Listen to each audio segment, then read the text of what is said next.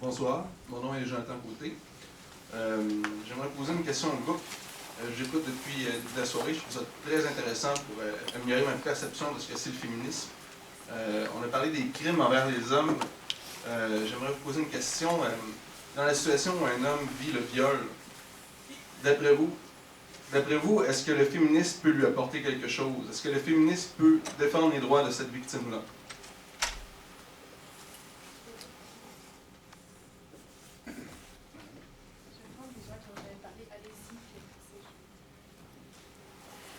Bonsoir, Marie-Céline Domingue, je suis à Québec solidaire, je suis aussi à la Fédération des femmes.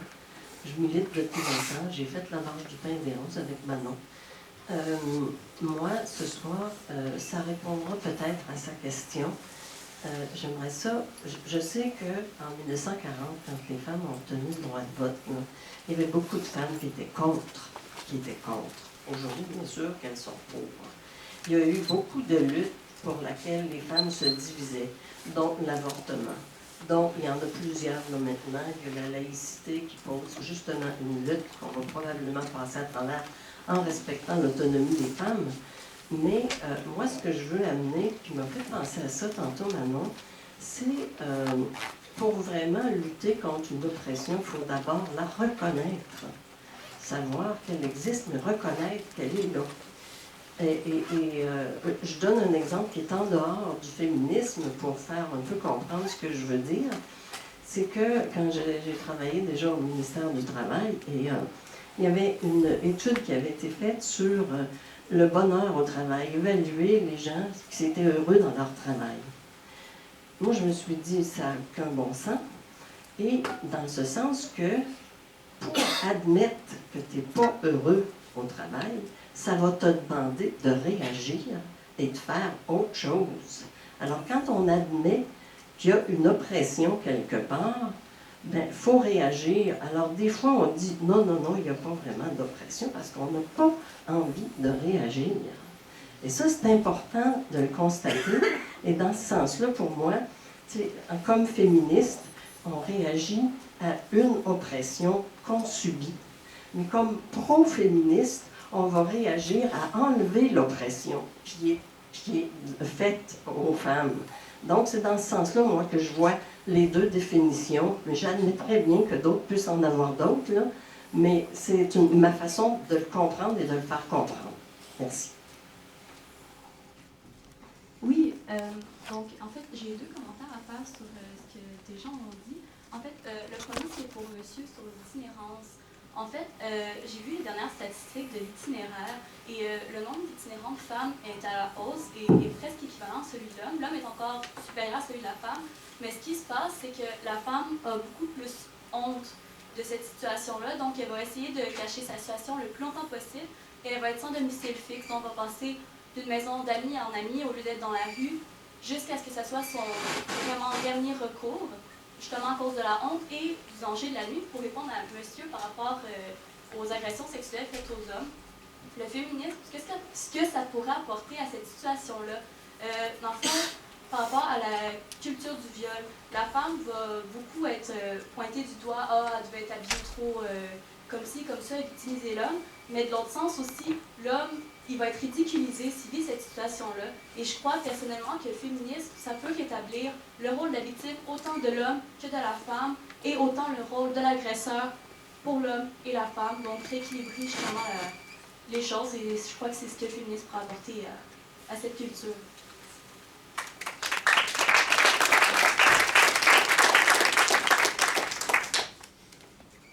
Je reviens un peu en arrière sur... Ouais, non, mais le micro, il fait des sons que j'aime pas. Okay. Vous m'entendez? J'aurais pas fait du tort pour rien. Une question que je reviens avant là, sur les femmes qui se disent non féministes. Moi, ça m'a frappé d'un coup assez dur récemment. Je suis en biologie à l'université. Puis une prof nous a demandé qui se considérait féministe dans la classe. C'est majoritairement des filles en biologie en passant. Puis j'étais toute seule sur 25. Et là, moi, j'ai eu un coup dur. C'est des gens avec qui je travaille tous les jours. C'est des gens qui ont une tête sur les épaules. Je me suis rendu compte qu'en fait, je me demande, mais veux-tu avoir un salaire plus bas qu'un homme? Non. Veux-tu être considéré en dessous d'un homme? Non. Je me suis rendu compte qu'en fait, le problème, c'est qu'ils ne savent pas c'est quoi.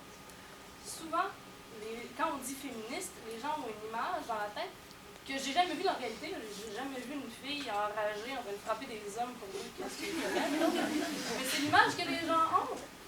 Puis c'est là-dessus, je pense qu'il faut vraiment se battre. Parce que une mauvaise image, c'est très très fort. Puis en gros aussi, on peut le dire qu'une mauvaise image, c'est très puissant. Il ne faut pas dénigrer cet aspect-là du féminisme.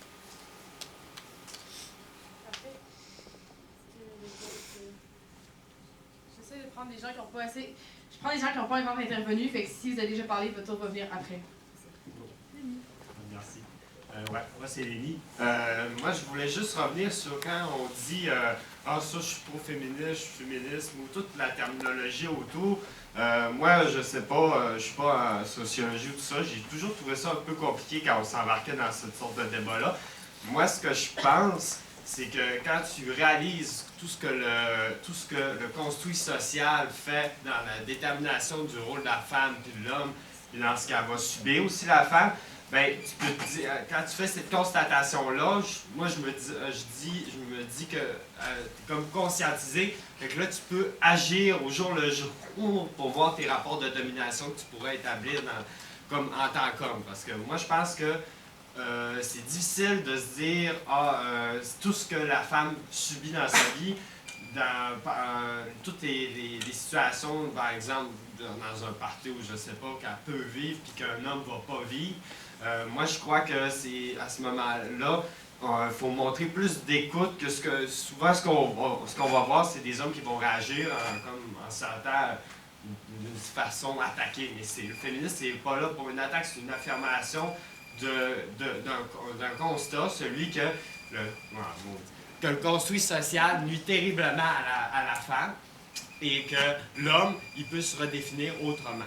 Donc moi, je pense que, je ne sais pas si ça qualifie une définition du féminisme, mais je pense que comme homme, juste de reconnaître qu'il y a un construit social qui nuit terriblement à une égalité, juste de faire cette constatation-là, c'est la base, puis après ça, comme le dit l'autre,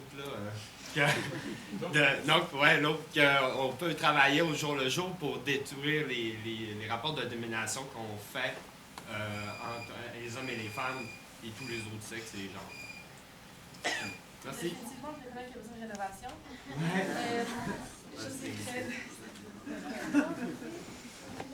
Juste pour vous dire, là, on va comme continuer peut-être durant environ peut-être une quinzaine de minutes, puis après ça, s'il y a des gens qui veulent discuter entre eux et elles, terminer ça autour d'une bière, pourquoi pas ailleurs, mais on va peut-être finir ça dans un quart d'heure environ. Là. Allô? Oui. Peut-être pour ce que Camille vient de proposer, moi je proposerais qu'on aille soit au foyer ou au pub, avec Manon idéalement, continuer ça autour d'une bière ou d'un cidre, pourquoi pas. Sinon, peut-être pour continuer, poursuivre ce que mademoiselle, tu as dit par rapport à ton anecdote, en fait, je trouvais ça particulièrement intéressant parce que moi-même, il m'est arrivé il y a à peu près une couple de mois de discuter avec des collègues de travail. Je travaille au ministère de l'Emploi et de la Solidarité sociale. Donc, on s'entend que c'est l'endroit où est-ce qu'on entend parler d'organismes communautaires, donc évidemment de groupes de femmes. Puis on parlait justement des inégalités entre les hommes et les femmes. Puis à un moment donné, il y avait plusieurs de mes collègues de travail qui, eux, disaient justement, reconnaissaient cette inégalité-là. Et puis finalement, je suis arrivée à la conclusion en leur disant, mais finalement, vous êtes féministes. Ces gens-là, qui pourtant travaillent au MES, qui sont fonctionnaires, qui ont bien souvent une formation universitaire, me sont arrivés complètement en disant « Non, je ne suis pas féministe. » Oui, mais pourtant, tu viens de reconnaître les inégalités. Donc, il y a aussi il y a un problème d'image, puis même chez des gens qui sont éduqués, les gens ont peur de porter ce label-là parce que il y a tellement comme une connotation négative qui vient avec que les gens ont juste peur de s'affirmer en tant que féministe. Donc, il y aurait probablement un travail à faire à un peu déconstruire ces stéréotypes-là, évidemment, en collaboration, les hommes et les femmes. Je suis foncièrement pour l'idée que les hommes sont féministes ou pro-féministes. Là, on peut discuter par rapport aux termes, mais je pense que ça ne peut pas passer sans une collaboration entre les deux sexes. Merci.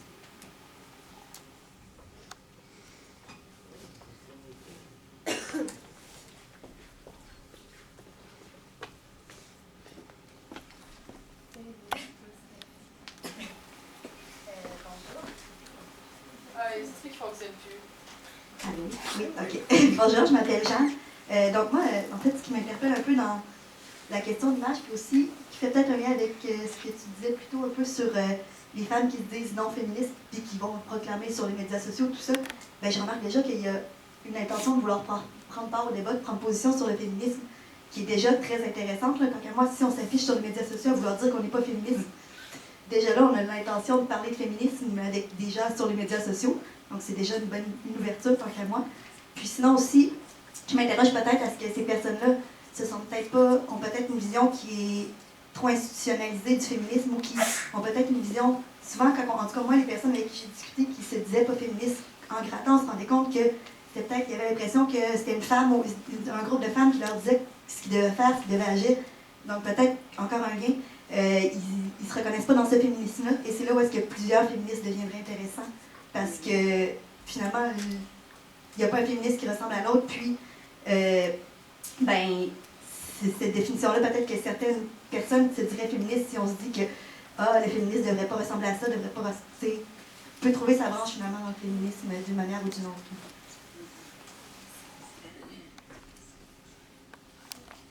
Tu peux aller sans micro. Je vais peut-être revenir sur l'histoire de pro-féminisme. Je suis un enseignant et je suis également entraîneur de natation. J'entraîne un groupe de 15 jeunes demoiselles de l'âge de 14 à 16 ans. Et ce que je réalise quand je parle de féminisme avec elles, c'est que c'est un besoin d'affirmation, un besoin d'émancipation. Et c'est pour ça que je pense que je me remets en recul par rapport à ça, parce que être féministe, c'est avant tout laisser la place aux femmes, reconnaître qu'elles ont une place dans la société, puis leur permettre justement de parler. Puis c'est pour ça que je trouve que c'est intéressant de parler de pro-féminisme, dans le sens que je reconnais la place prédominante des femmes dans ce débat-là, puis du rôle marginal, important mais marginal des hommes à ce mouvement. OK. Moi, c'est juste un petit commentaire. Depuis tantôt, on parle d'image, puis je trouve ça super important parce que dans le fond, comme oui, c'est vraiment dur pour les femmes de se distinguer, mais aussi, je trouve qu'on n'a pas assez parlé de la place de l'homme qui, quand il essaie de donner la place à la femme, est souvent opprimé, si je peux me permettre. Par exemple, moi, mon père, c'est un homme à la maison, puis quand les gens lui demandent « Ah, qu'est-ce que tu fais comme travail? » puis il dit « Je suis homme à la maison », qui s'affirme, ben les gens, ils portent souvent un jugement sur lui, mais lui, dans le fond, c'est lui et ma mère, ensemble, ils ont fait un choix, ils ont décidé qu'eux, ils allaient nous élever comme ça. Mais c'est ça, dans le fond, c'est vraiment, je trouve ça dommage que les hommes aient peur de s'affirmer, parce que eux aussi, dans le fond, c'est vraiment, ils ont beaucoup de pression socialement, puis ouais, c'est pas mal ça. Parfait.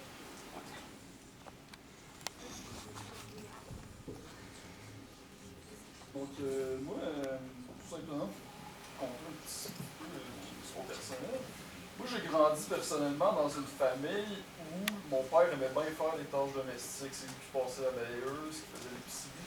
Puis tout était très partagé. Personnellement, la problématique du féminisme, je l'ai connue sur le tard. J'ai dû pratiquement m'éduquer pour réaliser qu'il y avait encore de la pression pour les femmes.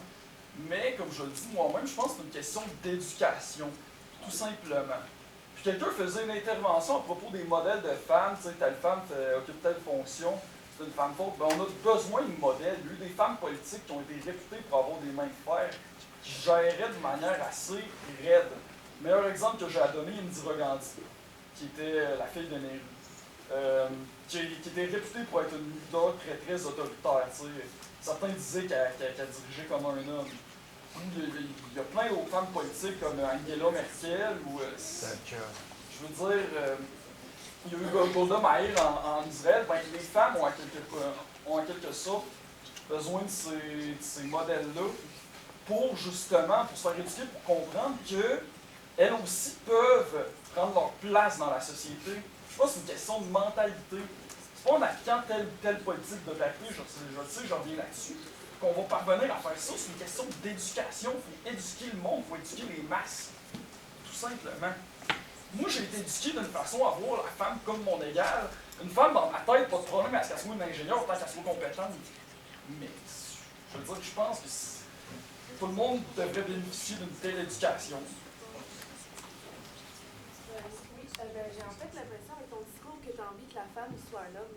Tu sais, qu'elle a une main de femme comme un homme. Ou, moi, c'est ce que ça me laisse percevoir dans le sens, elle devrait prendre la femme, quand elle s'exprime, elle doit s'exprimer comme un homme, elle doit avoir une même face comme un homme. Puis c'est un peu Non, contradiction dans ma juste tête. J'essaie de ne pas répondre aux interventions. On va laisser chaque personne faire son intervention. Puis après ça, on va pouvoir prendre d'autres tours de parole puis comme discuter tous et toutes ensemble.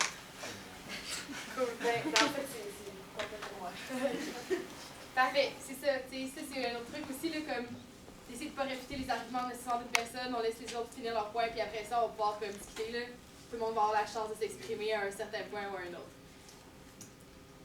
T'as jamais parlé, vas-y. Oui, merci. Dans le fond, on en a parlé un peu tantôt Camille, là, puis José, je me souviens plus de ton nom aussi, là, de justement l'image des femmes qui parlent sur la place publique. Puis moi, en fait, la première fois que j'ai entendu parler de vous, c'est correct, là. La première fois que j'ai entendu parler de vous, Madame Massé, c'était à l'élection de 2012, quand il y a une journaliste qui vous avait interviewé sur votre moustache. J'ai trouvé ça tellement désolant de voir que les gens, c'est ça qu'ils retenaient de vous, alors que moi, je ne vous connaissais pas à ce moment-là, mais je me suis mis à genre, chercher un peu, puis voir tout ce que vous avez fait, tout ça, puis de voir que ben, finalement, c'est de ça qu'on retient. Puis Camille, tu le vis probablement beaucoup en tant que porte-parole de l'AC. Je suis pas mal sûre que Gabrielle Nadeau-Dubois ne devait pas se faire autant parler de son physique que toi, tu dois t'en faire parler souvent. C'est sûr, c'est sûr. Puis je trouve ça vraiment désolant. Puis personnellement, moi-même aussi, je vis cette espèce de pression de devoir ressembler à quelque chose. Là, justement, tantôt, là, avant de m'en venir ici, je me regardais dans le miroir de la salle de bain. Puis j'étais là, ouais, j'étais vraiment couettée, ça va pas. Puis je regarde dans le miroir, il y avait quelqu'un qui avait mis un collant, genre, attention, dans ce miroir, votre image peut être distorsionnée à cause de ce qu'on pense dans des construits sociaux et tout ça. Puis j'étais là, wow, merci la personne qui a mis ce collant-là. Donc, exactement, c'est ça en fait, c'est que. Puis moi, je sais que je ressens cette pression-là aussi de ressembler à quelque chose pour être prise au sérieux, tout simplement, tant dans mes études que dans mon emploi, que dans mon militantisme. Puis je trouve ça vraiment désolant. Là. Justement, tantôt, j'étais allée à une conférence sur le réseautage. Là. Moi, je suis en administration. Là. Bref, là, j'étais vraiment la seule en chemise carottée, je peux vous le dire.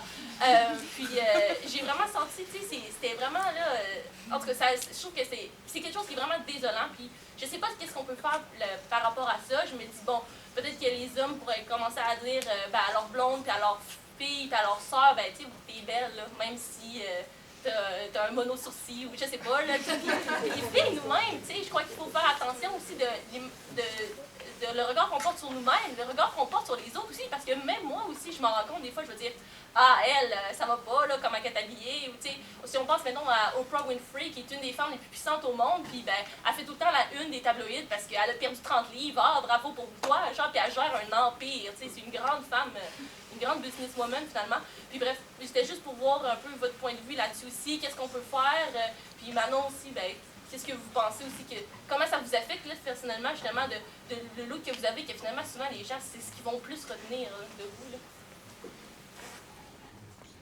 J'avais un commentaire à faire par rapport aussi à... On s'est ressorti souvent dans les conversations et les commentaires ici que se définir comme féministe, c'est venu sur le tard. Ça a été une réflexion plus longue parce que justement, il y a beaucoup de désinformation ou de mauvaises informations sur ce que c'est le féminisme et la réflexion, tant qu'à moi, n'est pas engagée assez tôt chez les jeunes.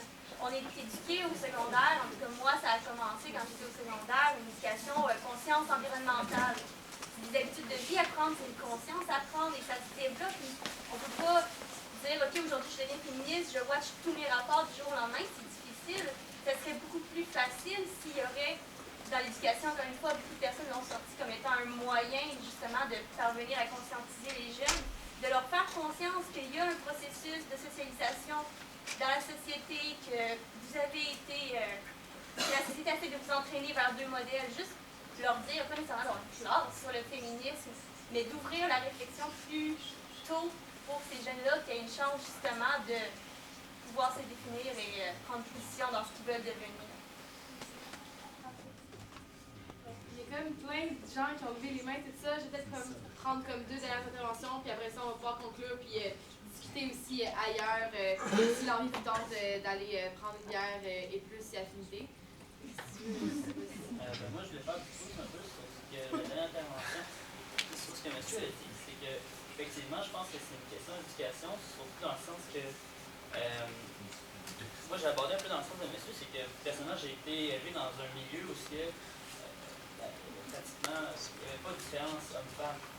Donc moi, depuis que je suis tout jeune, ben j'ai pas l'impression qu'il y a un problème. C'est jusqu'à temps qu'au secondaire, justement, j'ai eu des groupes, là, ben, il y a des différences hommes-femmes, puis il y a des inégalités, puis là, ben, aujourd'hui, je suis en travail social, puis là, ben, je vois tous mes cours parlent de ça. Donc là, je commence ma réflexion sur le féminisme, mais si, quand on est jeune, on ne se fait pas dire, puis qu'on vient dans un milieu comme égalitaire, ben, finalement, c'est pas quelque chose qu'on va être conscientisé du bonheur, tandis que c'est peut-être, je peux paraître bizarre de dire ça, mais c'est peut-être un des côtés positifs de vivre un peu un milieu inégalitaire parce que tu peux peut-être plus t'en rendre compte. Donc, c'est futurs parents, soyons inégalitaire.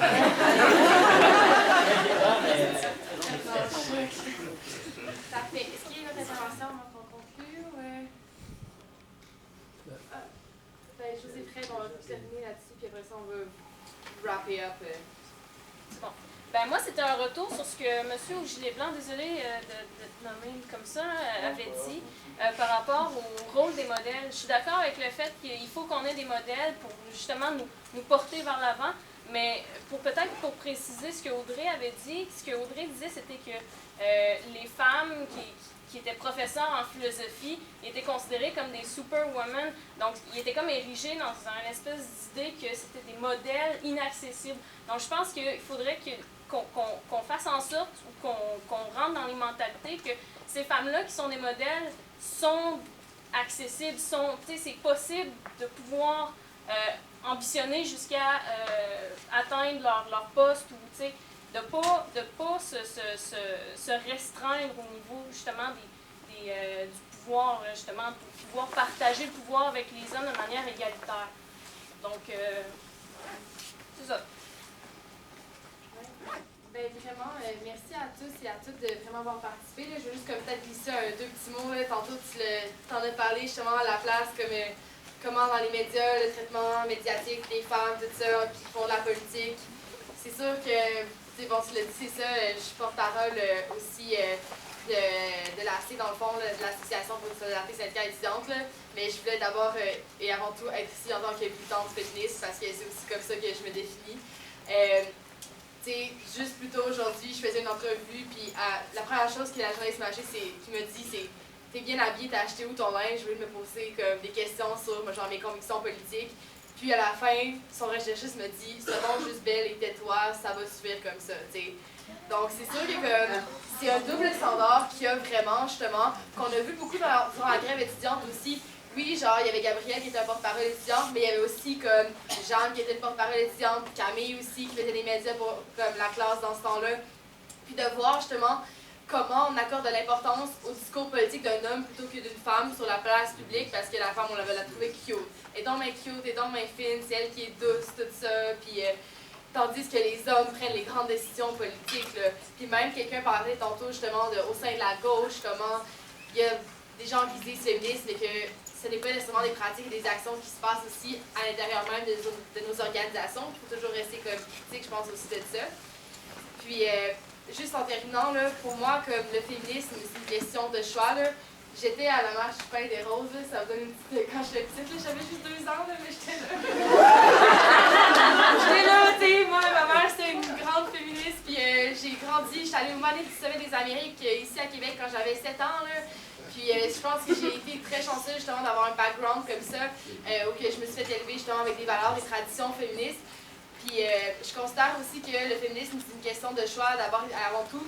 On a parlé de la laïcité, on a parlé de l'avortement, de différentes questions, de différents débats dans le féminisme. Pour moi, c'est vraiment ça la question de choix. Que tu veuilles te raser ou pas, que tu sois coquette ou pas, c'est vraiment une question de laisser le libre choix aux femmes et de ne pas les contraindre dans les rôles qui leur sont fixés, en fait, qui sont prédéterminés aussi. C'est la même chose pour les hommes. Tu veux être un homme à la maison? Ben, tant mieux, so be it. Genre, tu veux être comme prof de maternelle, qui est un homme, c'est un rôle plus traditionnellement féminin, so be it, fais-le, tu sais. Même chose pour les infirmiers, les infirmières, qu'on arrête, genre, d'avoir des stigmas de genre comme ça qui nous forcent à suivre certains cadres, puis de s'affranchir de ces cadres-là aussi. Pour moi, je pense que c'est ça, mon féminisme, puis le féminisme.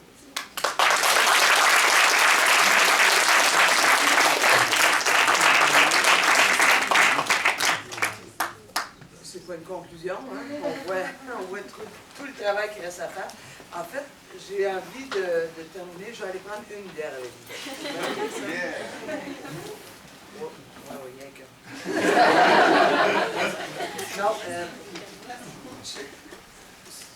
j'aurais tellement de choses à dire, mais je pense que ce que j'ai envie de vous dire, c'est on est en marche. Ça chemine, ça avance. Moi, je pense qu'à chaque fois que des choses comme tu me racontes que le rechercheur te dit aujourd'hui, il faut qu'on dise, ben voyons, ça n'a pas de bon sens ce que tu viens de dire là. Il faut qu'on dise, mais c'est pas quelque chose, et je l'ai entendu beaucoup ce soir, que c'est juste les femmes qu'il faut faire. Ça n'a pas de bon sens pour toi, ça n'a pas de bon sens pour lui, de considérer que tu vas définir quelqu'un parce qu'il a de l'air, parce qu'il ressemble. Ça n'a pas de sens. Tu sais, moi, j'ai hâte le jour où on va me considérer forte parce que je pleure à Kakula. Puis que c'est ça ma réaction. C'est pas de crier, c'est pas d'hurler, c'est pas de mettre le poing sur la table, c'est pas de... Non, je pleure parce que ça me fait mal. Ça, c'est d'être fort en crise. Pleurer devant les médias, pour une fille, c'est encore pire. Pourquoi? Ben parce que les femmes, bien sûr, on peut se choquer, mais à partir du moment où on lève le ton, on est hystérique. Voyons donc. On se fait médicamenter pour ça à partir de l'âge de 15 ans. Sinon, je viendrais d'avoir longtemps. Mais déconstruire, c'est une job qu'on a à faire ensemble. Puis moi, je suis vraiment très heureuse aussi d'expression des points de vue divergents. C'est, je vous l'ai dit d'entrée de jeu, pour moi, la force réside dans cette diversité-là. Mais pour moi, être féministe, c'est pas quelque chose d'acquis. C'est quelque chose que je dois construire à chaque jour. Et pour moi, quand le débat, tu l'as soulevé, sur la prostitution, le travail du sexe, sur l'abolitionnisme, c'est pas un débat, ça fait 25 ans que je réfléchis à ça, puis je change d'idée à peu près 4 fois par année. C'est pas quelque chose d'acquis pour moi, c'est quelque chose qui se fait à chaque jour dans nos rapports. Dans nos rapports avec les gens de même sexe, dans nos rapports avec les gens de sexe différents. Et pour moi, être féministe, pour ça, je vous disais, ce que j'aime de mon analyse, c'est une analyse avant tout. C'est pas un état, c'est une analyse. C'est d'être capable de superposer des lunettes. Fait que moi, la violence, l'abus, là, l'abus que ce soit des Blancs sur les Noirs, que ce soit un peuple, Israël sur la Palestine, que ce soit les hommes sur les femmes, que ce soit les, je sais pas qui, sur les gays. Pour moi, l'abus, c'est pas ça, vivre en égalité de droit et de fait. C'est pas ça, ça se peut pas. C'est pas ça le monde auquel j'aspire. Mais en même temps, posez-moi une question, est-ce que des fois j'abuse? Je serais bien malhonnête de vous répondre non. Mais à chaque jour, un peu, on a eu un témoignage dans ce sens-là tantôt, à chaque jour, à chaque instant, même comme femme, j'ai aussi à me checker, à me regarder aller. Parce que je suis un peu plus âgée, je pourrais être condescendante avec cette jeune femme. Parce que je suis blanche, je pourrais être condescendante. Voyez-vous, c'est quelque chose qui est de chaque instant. Et dans ce sens-là, probablement que j'ai beaucoup aimé le témoignage de ce jeune homme qui est en amour avec sa blonde, vous savez de quel je parle, qui dit que pour lui, le féminisme a trouvé tout son sens quand il a compris que l'impact du patriarcat était aussi dommageable pour les hommes que pour les femmes. Moi, là, ça fait plein de sens. Mais ça ne fait pas que demain matin, même si tu en as pris conscience, comme femme ou comme homme, que tu ne reproduis pas. Parce que, prenons juste par exemple sur la question de la beauté. Moi, des fois, je me trouve belle. Des fois, je me trouve pas belle pantoute. J'ai pas de trouble à me trouver pas belle quand je me trouve pas belle. J'ai un trouble quand je me trouve pas belle, quand ma motivation, c'est que je ne corresponds pas au standard. Là, je me dis, oh, là, t'es embarqué dans le jeu. Mais je comprends. À chaque seconde de ma vie, je ne sais pas combien d'images m'est reflétées pour me définir comment ça devrait être une vraie femme. Pas une femme vraie. Ils ne veulent pas savoir ça. Pas un homme vrai. Ils ne veulent pas savoir ça. Une vraie femme, un vrai homme, ça, et ça, pour moi, c'est un défi de chaque instant. Moi aussi, pour moi, le féminisme, c'est cette. Tantôt, on disait, on n'a pas besoin d'être féministe pour vouloir l'égalité des genres. Totalement d'accord. Mais une chance qu'on ait les féministes pour nous aider à nous ouvrir les yeux.